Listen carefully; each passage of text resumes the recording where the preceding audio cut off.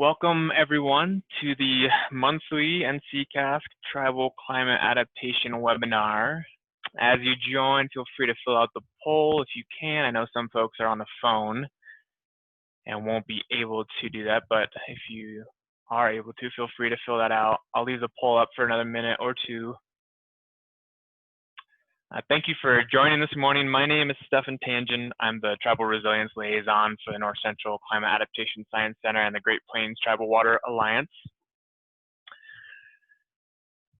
This conversation today will be is being hosted from the Front Range of Colorado, which sits on land in the territories of the Ute, Cheyenne, and Arapaho peoples. Many other tribal nations are historically tied to lands that make up Colorado as well. If you want more information on this, you can go to CU's Upward Bound program.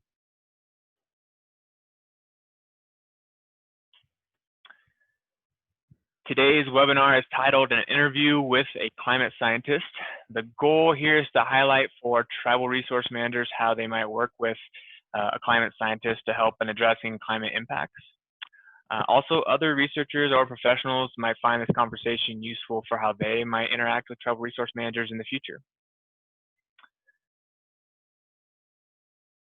First, I'm going to give a couple updates. Please note that this webinar is being recorded, including the chat box, so be mindful of that. All participants are currently on mute, but I encourage you to use the chat box. And if you want to chime in or make a note, I'll try to monitor that as we go. Then I'll introduce our guest and our format for the interview today. The first announcement is that due to the coronavirus pandemic, the Institute for Tribal Environmental Professionals has decided to transition the National Tribal and Indigenous Climate Conference, or NTIC, to a virtual platform. The virtual conference will happen on September 14 to 17, 2020, and will feature tribal leaders and speakers from across Indian country. Registration is free, and for more information, you can go to the website, which I will post in the chat for folks.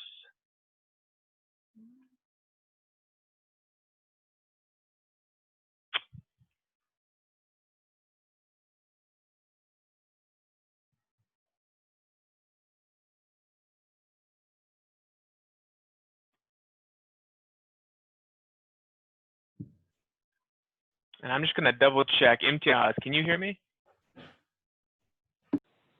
Yes, I can. Okay, I just saw the chat box and saw that Colleen could not hear, so I wanted to make sure that I was coming through clearly. Yes, you are. Oh, great, thanks. Okay, in the chat box, you'll see NTIC's registration in case you're interested in that.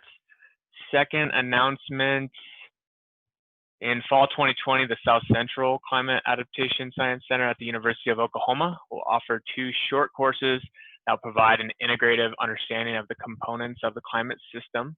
Then in spring 2020, they will offer 2 additional short courses that dive into the impacts of climate change and adaptation strategies. Courses are free and online, so anyone, anywhere may participate. You will have the opportunity to learn from climate experts at OU and their partner institutions. Upon completion of the course, you'll receive a personalized certificate.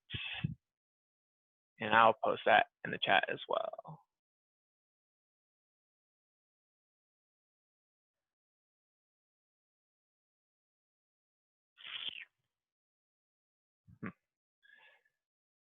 Oh, there we go.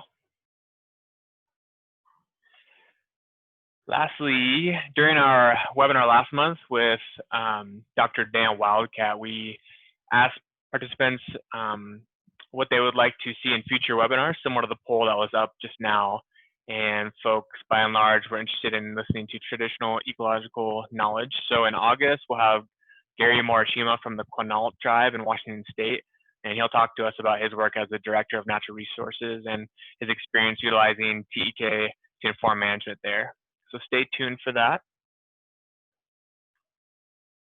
Also, all of our webinars are recorded and they will live on the website for the CASC, as well as this YouTube channel that I'm showing on my screen. So if you're interested, or if you missed something or want to go back and watch or forward on to a friend, feel free to do so. All right.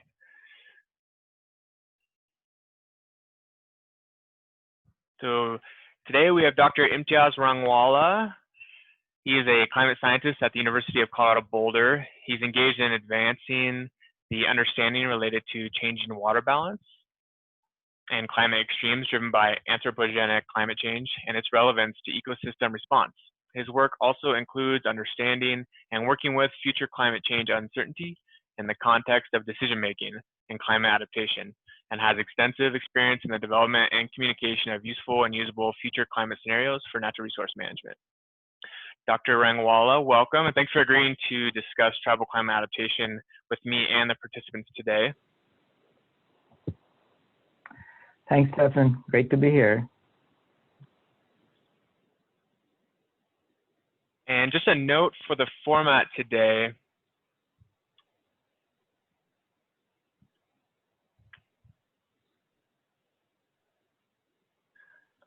We're going to do an interview style format. So I'll ask questions for Dr. Rangwala related to tribal climate adaptation, climate science in general, and other various topics. But feel free to type in the chat box if there is something that you want to ask. This is meant to be interactive as much as possible in a webinar setting. If there is an opportune time to come off mute, or maybe I'll call on folks to come off mute to ask a question, we may do that as well. But please feel free to type in the chat box as you go, and if I see something that is relevant to the discussion or something super pressing, I'll pause and go to your question. So my first question for you, Dr. Rangwala, how would you describe your expertise in working with resource managers and partners on the ground that make decisions related to a changing climate? Yeah, I just want to say good morning again to everyone, and I'm hoping everybody's doing reasonably well in these extraordinary times. And thanks, Stefan, for designing this forum. I've not done too many of these Q&A sessions that last so long, so I'm looking forward to what comes out of it. So regarding myself, I consider myself a physical climate science expert. And more my work entails applying that climate science background into on the ground issues of understanding impacts from future climate change and how they will transpire on the landscape, and also informing policy and largely associated with climate adaptation. So what I try to do is bring that understanding to a community of experts, non-climate experts, I would call them, and try to work with them in terms of how to actually create that information that is digestible to them and usable to them. That's another word we use quite a bit. And in that relation, I also provide data and analysis support, perform sometimes research for their specific system of concern. And I also kind of develop tools that user at large can use them for their own purposes. So I guess a combination of things, but I just try to be available as a climate scientist with multiple roles. That's great, yeah, and there's a bunch there that we'll dive into as we go. I think there's some really good content there and places to define some of the things you talked about. But first I want to ask, what are some different stakeholder projects you've been involved with in the North Central region, and kind of highlight what role you played in those projects? Yeah, so, right after my PhD, I was just kind of lucky enough, and during my PhD too, I had some kind of a stakeholder engagement. So kind of for 12 years or so, I've had some degree of stakeholder engagement, but with the NC CASC, particularly, that engagement was kind of deeper and iterative, and some of that have been long term. So really all across the board, a lot of engagement with across federal agencies, Fish and Wildlife and National Park Service in particular. So again, it's not with the agencies, really with people in the agencies. It's deep connection with some folks there that leads to other connections through them. Then other stakeholders include, and I can get into specific projects, but just kind of define the stakeholders at this point. And the state agencies, state wildlife agencies have been another group of folks that I've had some deep interaction. Other than that, there are NGOs like the Nature Conservancy that I've interacted quite a bit. And lastly, of course, this is a tribal webinar. I've had a direct and indirect connection with tribes through those projects. I don't know if you want me to talk about a specific project at this point. Yeah, no, I know you worked on that Wind River project concerning drought, and we'll get more into that, I think, down the road here. I don't want to get too deep into any one project just yet. We'll keep laying the context for our region and the climate impacts here while we're still kind of surface level. So what are your biggest concerns about how climate change will impact our region of the North Central and specifically tribal nations here? Yeah, I think that's a very fair question and one that we should raise over and over again. So just going back to this issue of climate change and the way I perceive it is we are adding tremendous amount of heat to our climate system in what we call this process of climate change. And just give you throw some numbers there. So since 1970s, we've added about 5 billion with a B, worth of atomic bombs worth of energy into our climate system. It's a lot of energy. So another number I'll throw is like every second we add about 4 atomic bombs worth of energy to our climate system. So there's a lot of heat going into our system. And, you know, any student of physics will tell you that when you add that much heat to your system, things happen. And so, you know, so that's a major concern, that when you add all this heat to your system, you expect climate to charge up, your climate system, your weather system to charge up. And so I think the biggest concern is associated with the climate and weather extremes that you can experience on the landscape that can be very transformative. So, you know, when we talk about droughts and floods all the time, but, you know, but you have to be more imaginative about how these extremes can actually manifest on the landscape.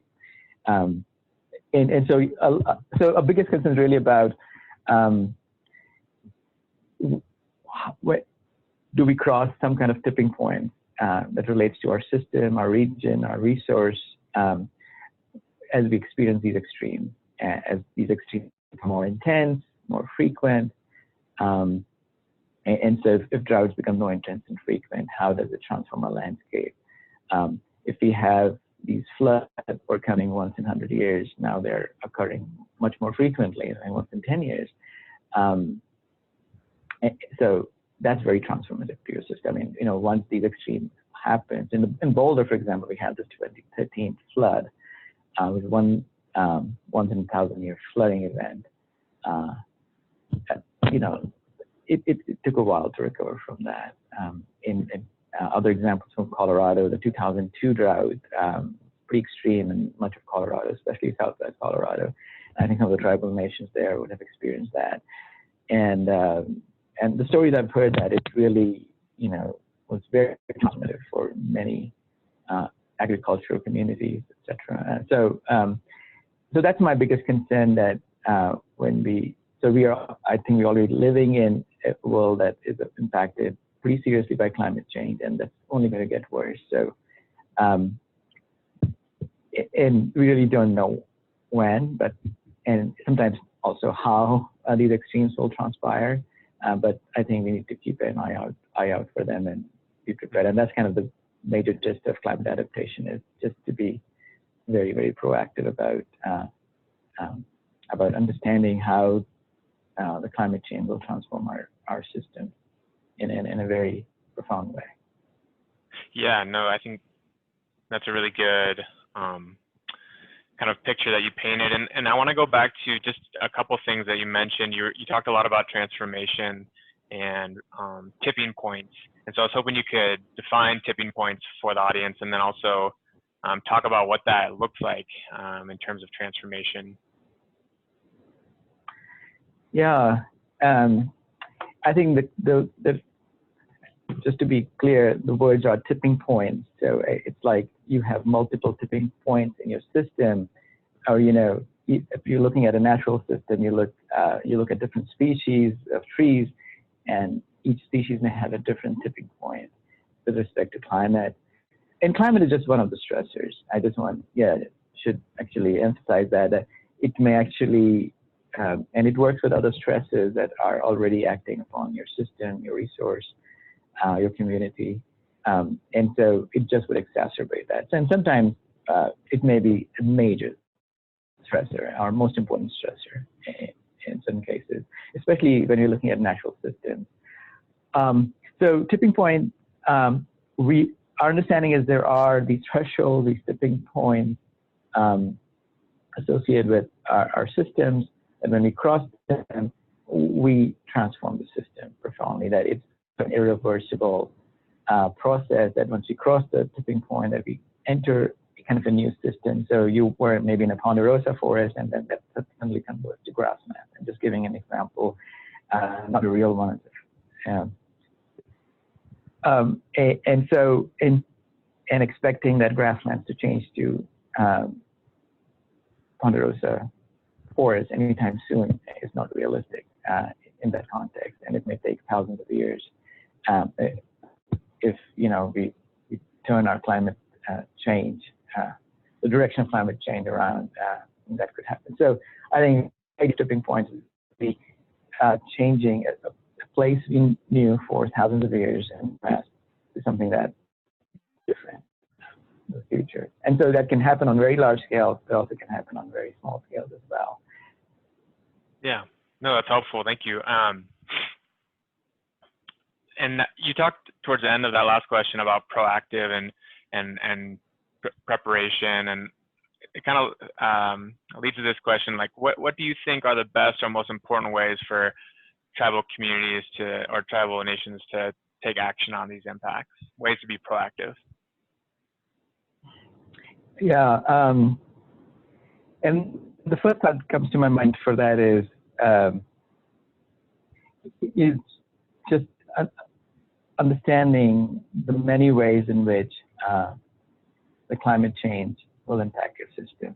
I mean, there are a lot of nuances to how the impacts from a changing climate or a system that's really being heated to extraordinary degrees will impact your resource of and your community and all the interaction your community has with the wider world.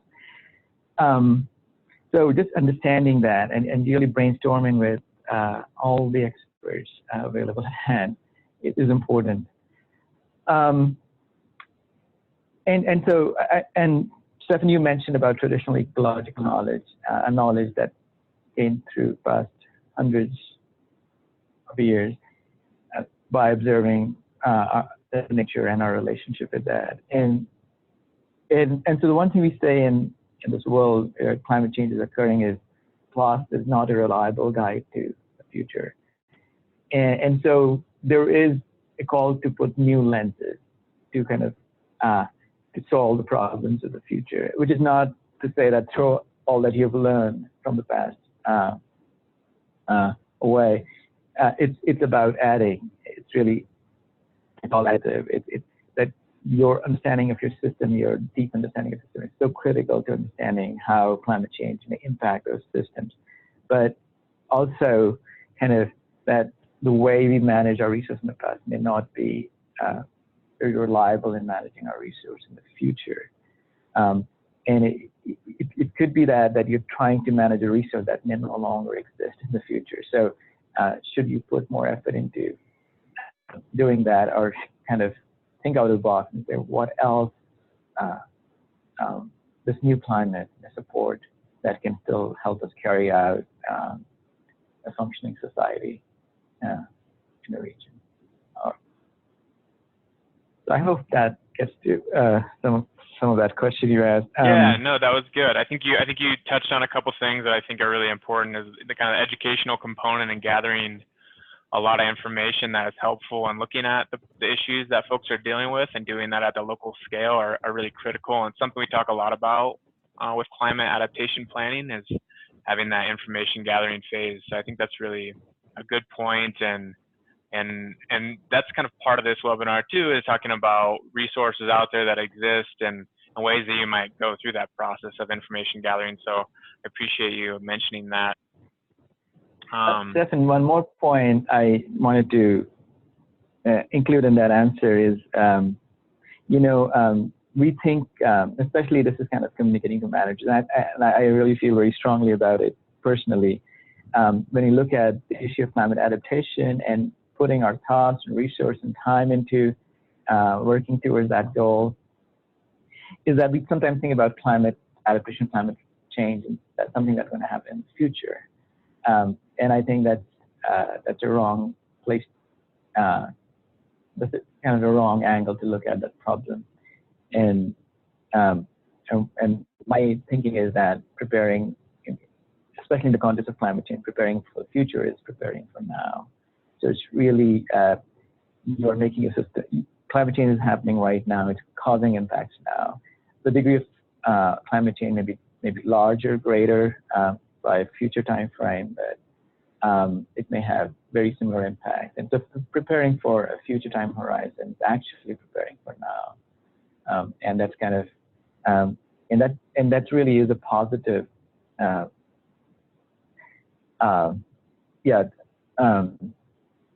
aspect of working toward climate adaptation, that we are working towards making our system resilient for what's happening now, and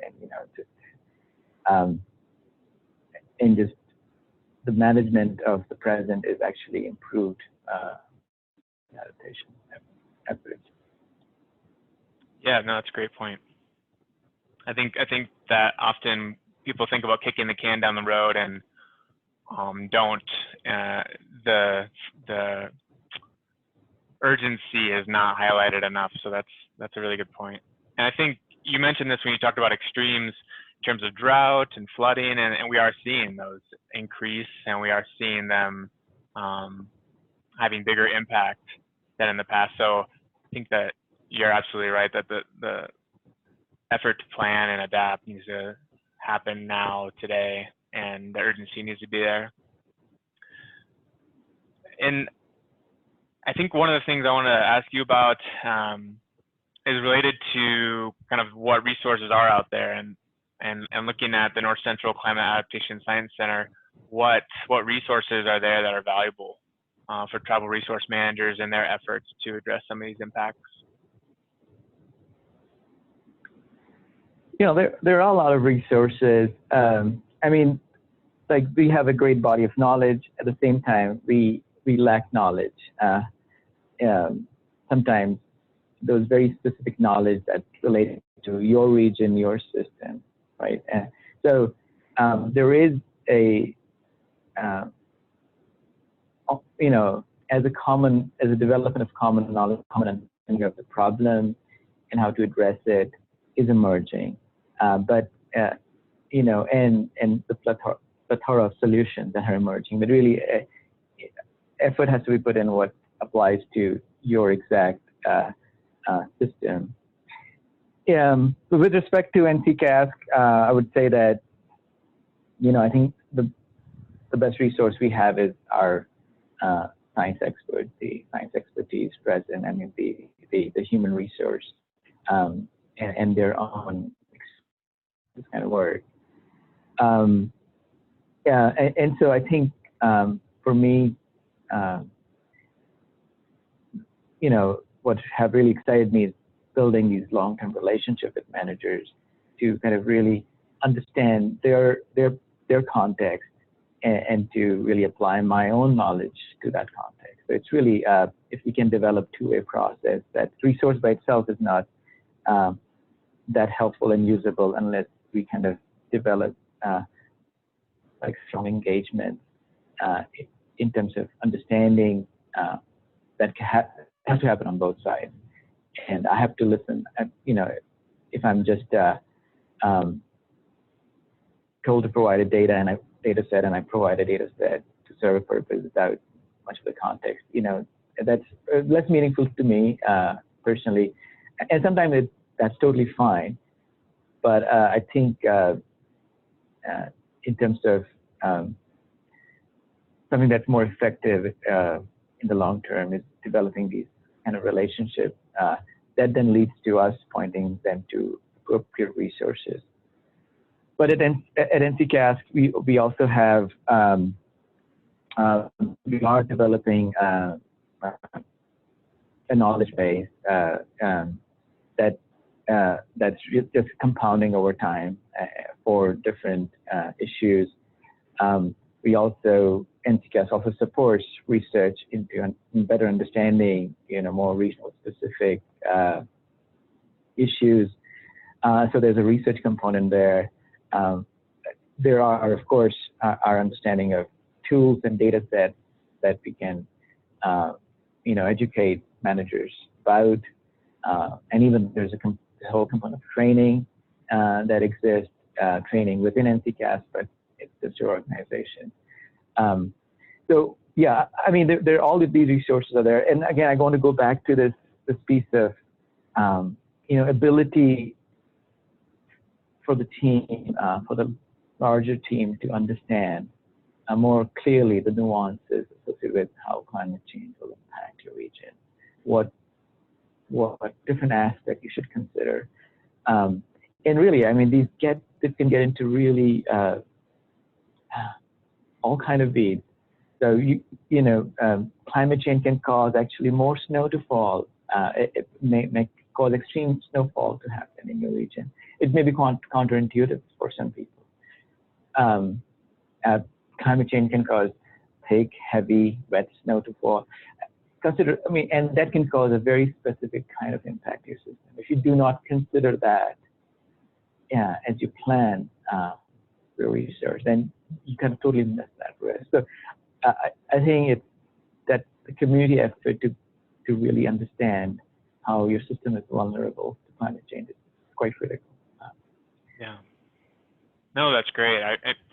I liked a lot how you talked about the prioritization of relationship, and I like that for a couple reasons. One, I think it's really important for the scientists to maintain a relationship in order to continue to refine the science and the information being provided and the interaction with the tribal resource manager. I think you create better work when you have an ongoing relationship, and I appreciate that with many of the projects that you do and are involved with, that you prioritize that. So I guess that's one of my questions is, what recommendations would you have to researchers, scientists, folks that are looking to work in with stakeholders on the ground or work directly with tribal resource managers? What are some ways that they should go about working with those folks and prioritizing that type of research? Because I would say the status quo among academics is generally kind of the one-off research project, get your paper and publish. And sounds like that's not something that you are as concerned with. Yeah, you know, I know everybody has a lot on their plate, and you know, building relationship may, you know, may new relationships and, you know, new interactions that are time-consuming, where, you know, you have to spend time in making the other person understand what your system is all about. They feel like, you know, a lot of work, but I think it's worth it.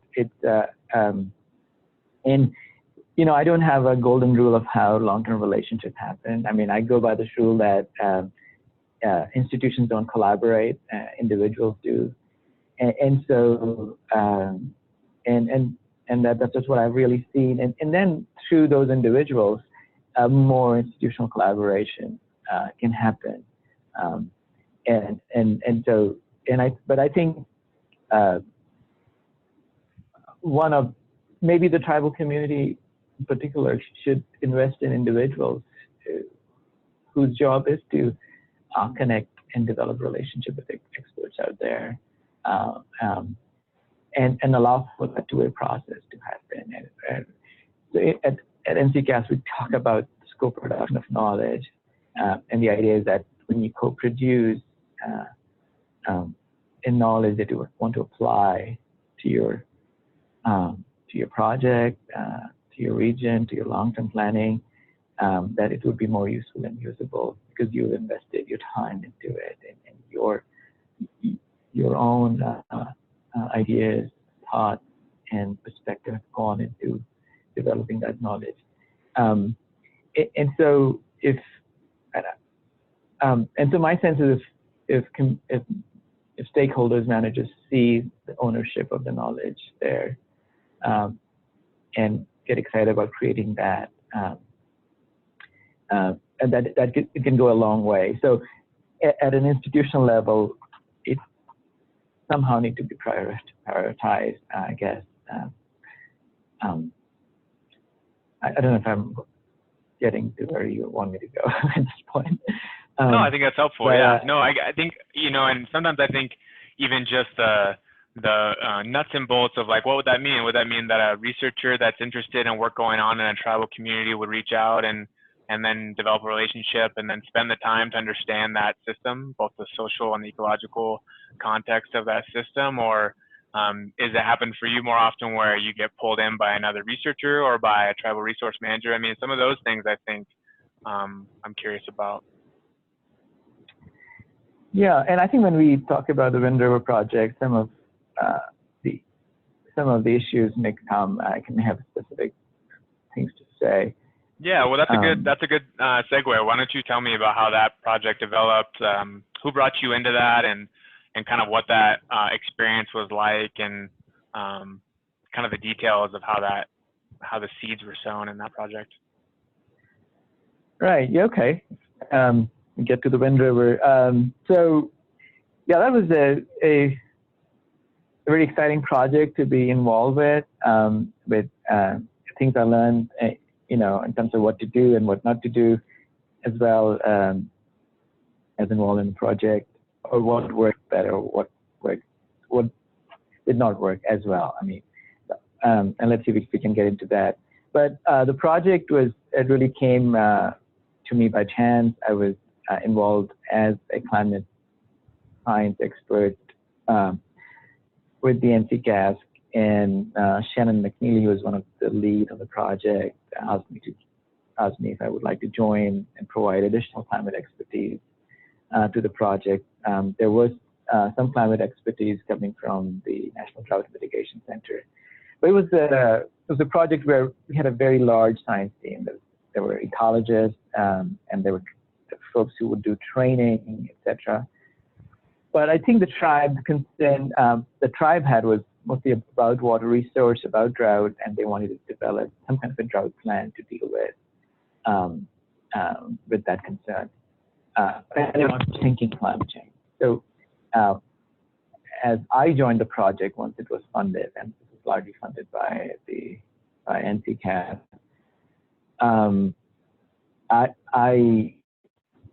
so I came in a little later, but I did come with wearing a researcher hat with climate change in mind. So anyway, the research had, the whole project had training, education, research components, and I kind of did part of that research. So it had multiple outcomes through that project. So for me, it was really about, we were told by social scientists like Shannon, who interviewed tribal managers, and in this case, really the tribal water managers, what their main concern was. And so through those interviews, she identified that a snowpack in the mountains was the main concern, that if there's more snow, there's more water, there's less snow, there's less. And so the snow was a big driver of impacts in the region through their functioning. And so we said, okay, we can look at doing a analysis of the water cycle for the Wind River region.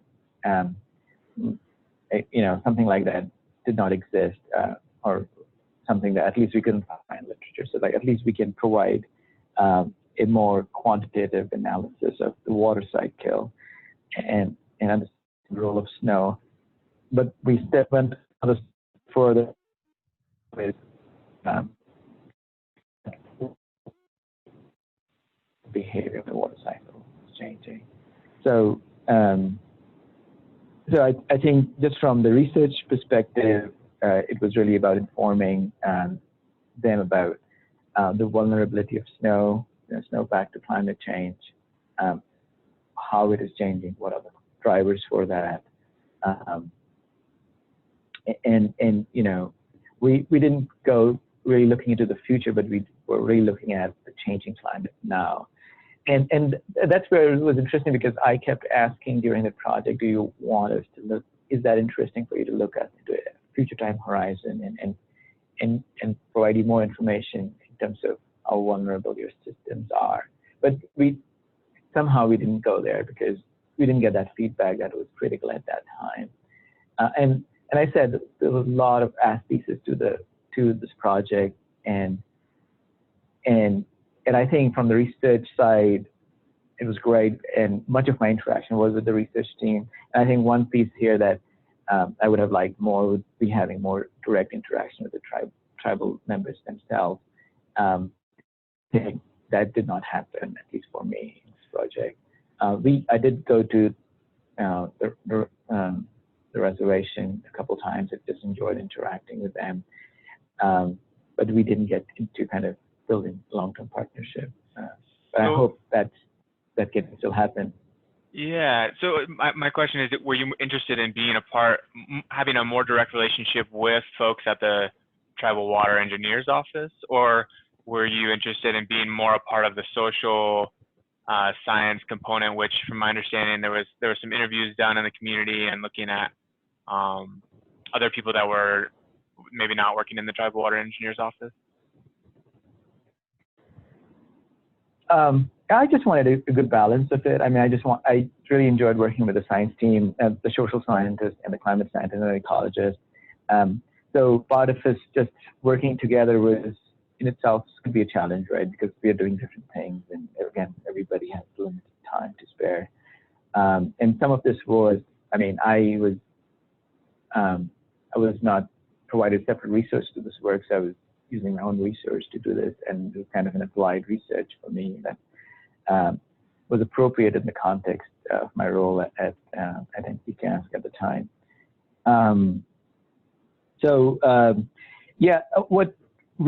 But other than the research we were doing, we were also developing tools to understand drought. So one very interesting thing happened. So when so as we were being part of the project, working with them, 2015 was one of the years we were really involved, and during that year, they experienced a flash drought during the latter half of the growing season, and we were calling it the flash micro drought, and it created impact. And so we had a workshop right after that drought, and we were able to show them that, okay, you could have actually seen this drought coming using some of these tools. So it was like, using examples from the real world and actually in real time to kind of work with them, show the usefulness of some of these tools. So for us, it was great to kind of do applied research in the context of a real world and publish. So we actually had a paper out which is focused on that 2015 flash drought and looked at, and it was really, we thought, this paper would show the community kind of how, at least in one way, climate change is influencing your system. We showed that in 2015, actually in terms of just the moisture supply, they got a lot of moisture, rain or snow. They got a lot of moisture supply in the system, but they still experienced a flash drought in the latter half of the growing season. And partly they had less snow, more rain, and the rain came actually that year relative to a normal year 50 days earlier. it would normally come as snow, but it came as rain. But they had limited capacity in their reservoir to hold all that water as it was coming down. So they they actually experienced spring flooding. All of that water came down from the mountains earlier. Had very limited reservoir capacity to hold it, and then they also had limited flexibility in managing the reservoir, the water coming out of it. So that so that was another thing that hindered them. They could not decide on how much water to keep in the reservoir, because they didn't have the authority to make that decision. Although on paper they did. So who had the authority? Was that BIA? I think it was BIA. That was what I was told. So anyway, so you to see the vulnerability in the system. And so for us, it was a great case study, both a social science and a physical climate case study that came in, that we put together in that paper, and also show the relevance of certain tools that were able to show the drought, and kind of for us to show that something like this could happen in the future. So it was a good example to work with. So again, I'm not sure, it was a successful research study, but I'm not sure how much lessons were drawn on a practical level from that work. Yeah. Well, it sounds like successful in the research opportunities, and I think that's important, right? Because sharing that information out, publishing it and sharing it out really highlights some of the challenges that come with addressing things like drought. And you mentioned earlier about social, ecological impacts. Yeah, I think being aware of the lack of agency that the Tribal Water Engineers Office has to make decisions about water management is really important. If BIA is, making those decisions and they don't have the type of information that they need, there's a struggle there over who gets to decide, and that's important to bring into the context of that work. So I think that's really helpful to think about and to know. Another component of that is the massive backlog in repairs that are supposed to be made in their water system. So that adds to the inefficiency of maintaining and managing that water in the reservoirs, and that becomes even more challenging with these flash droughts or water coming as rain instead of snow. So super interesting research project. I'm glad you got to be a part of it. But in terms of the success for the Tribal Water Engineers Office at Wind River, I don't know. I haven't talked to people there to know for sure if they saw that as a successful project. I know other folks continue to work there, like the High Plains Regional Climate Center, continue to work with them on a climate dashboard and are still helping them develop tools. So I guess one question I did have, you talked about tools. What tools were you using, and do you think are effective for that kind of decision making? Yeah, Stefan, I'll just go back quickly to the successes, and I just don't want to. I hope I'm not painting a kind of a less successful picture than what the project actually created, and I don't know all the strands of it, but there were many successes, and one was them recognizing through the project that they probably need to increase the size of their reservoir or create another one. So I think this understanding that with loss of the snowpack, they are losing this natural storage. And that's kind of a story across the board in many of these mountain systems that have snowpack-driven stream flow. So I think that became very clear to them in a very visceral way that there was a big problem there. I think the other success was them realizing that they need to put more snow monitoring stations in kind of the watershed area that's really relevant to.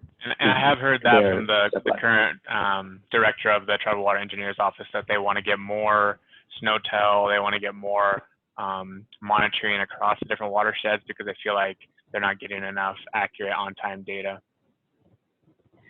So yeah, so those were successes, and so there were something we also recognized as part of kind of what they need in their toolbox.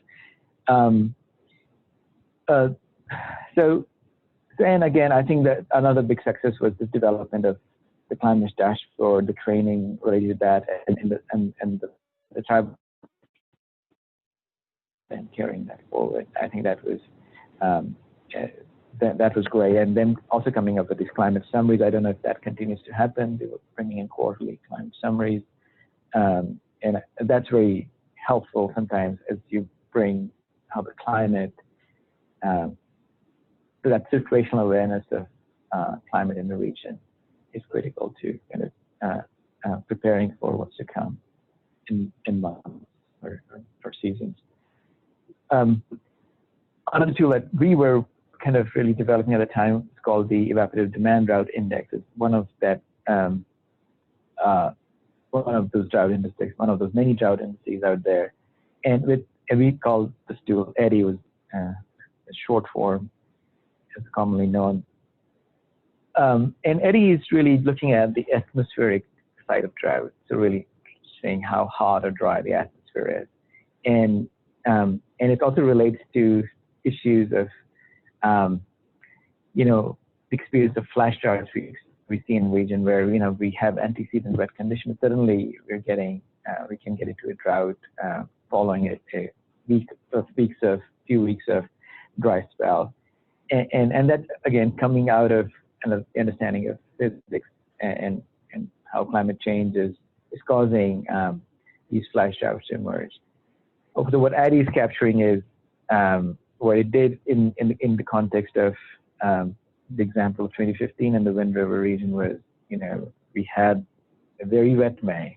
So May, if you look at EDDI maps, it shows it was one of the wettest May on record. And by September, EDDI map showed it was the driest September on record. So it's like, the extremes, the two extremes happening within the same year. And so that was very insightful because, again, as I said, EDDI is just talking about the atmospheric side of the story, how hot and dry it is. And so just a few weeks of dry spell and dry, hot spell were powerful enough to cause that drought. So again, it's just maybe the region hasn't experienced so often. Maybe become more frequent. That I realized talking about EDDI and that going from the wettest on record to the driest on record is that tribes are talking about drought plan all this while, but while we were there, they were experiencing flooding and drought during the same year, and actually experienced that multiple years.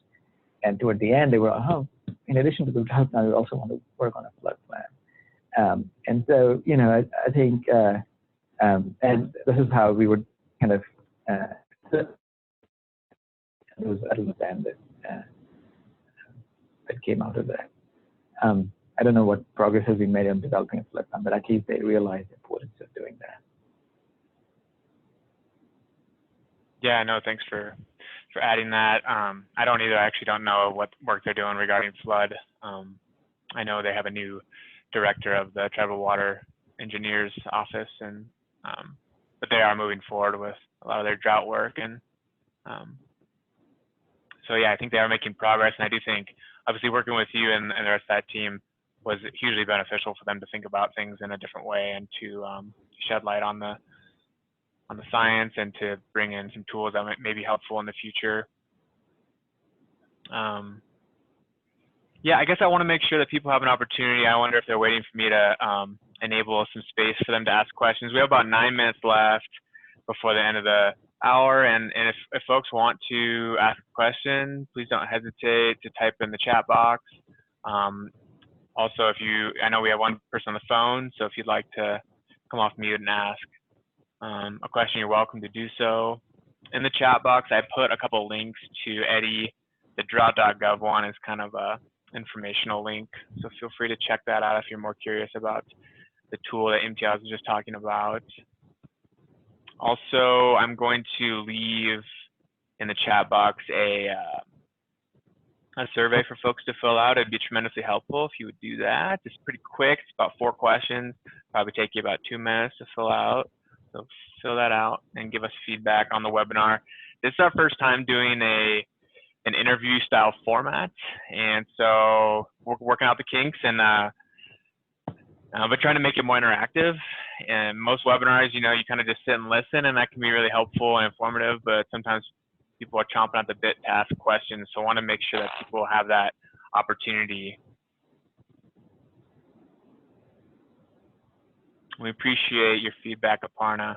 Glad you like the new format. And probably the next webinar we'll let Gary kind of school us all on his work at Quinault, but there will be probably a good space for questions there too. And I guess one thing I was thinking about, Imtiaz, with your work at Wind River and kind of the way that you would envision working with partners in the future and continue to develop that relationship.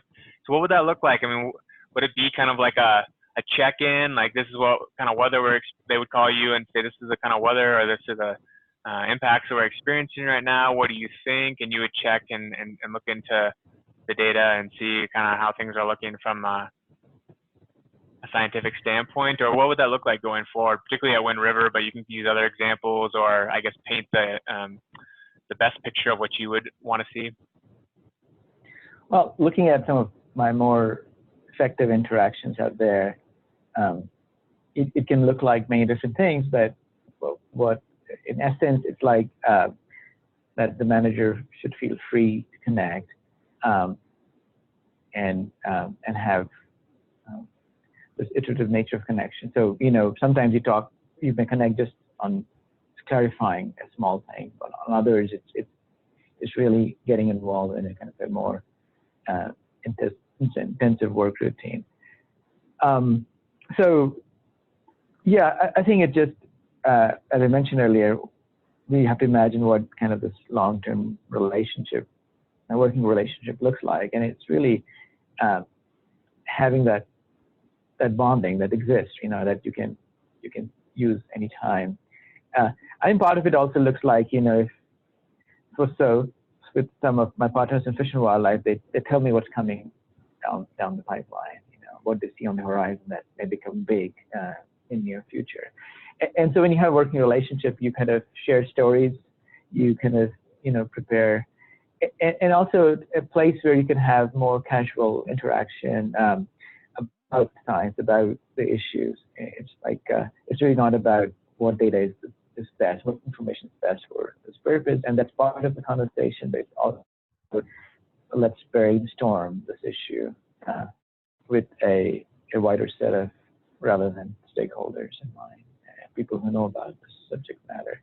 And I may not have all the answers, and so I can point to other experts or be part of the suite of experts, and that conversation unfolds. And again, it's just, some conversation could be very short, but others could be longer. And it's really about whatever works on both sides.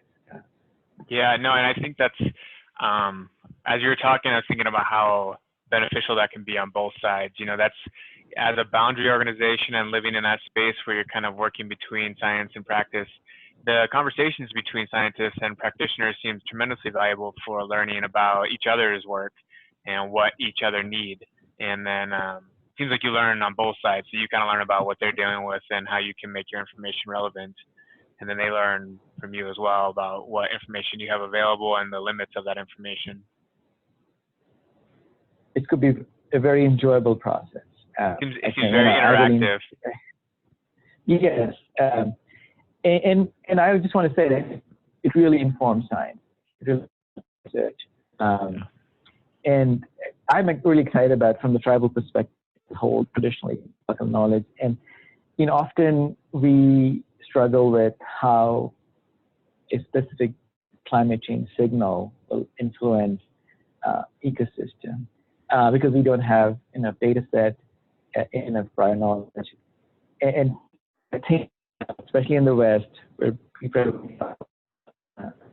and maybe great depth.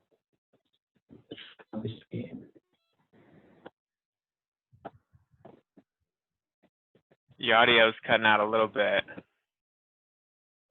Okay.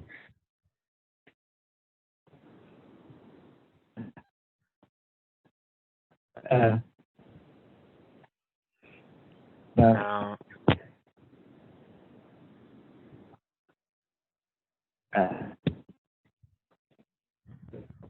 We're just catching bits and pieces.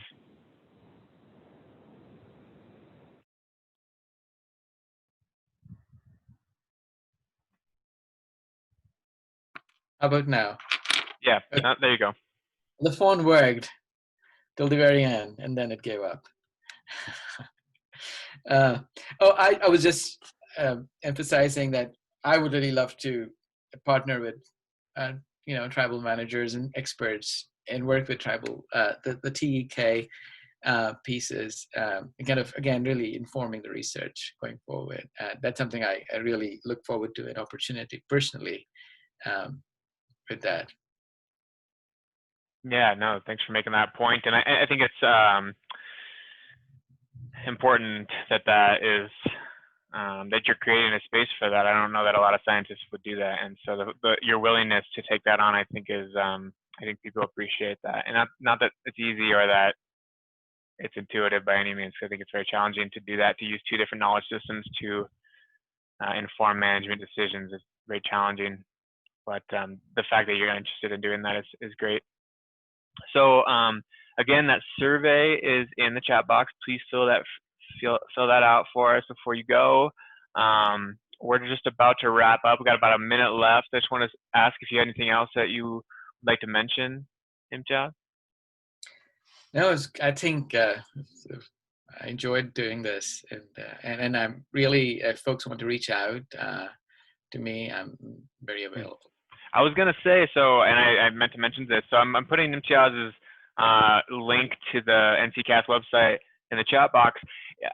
Are you the only one that has their phone number attached to their profile or their bio? Because I don't think I have mine. I don't see that very often with phone numbers. And I know you have the Dial a Scientist advertisement. So I think that just shows how open you are to people cold calling you or reaching out. I've enjoyed that, as I said, So. Well, thank you so much, Imtiaz. I appreciate you coming on. I thought this was an interesting experiment for me. I hope it was useful for you, and I hope everybody that participated and was able to listen got something out of it. Feel free to reach out to me directly if that survey is not an adequate format for giving feedback. And you can check us out on the YouTube channel if you missed anything or want to go back. And thank you, everybody. Thank you, Imtiaz, and see you guys next time. Thanks, Stefan.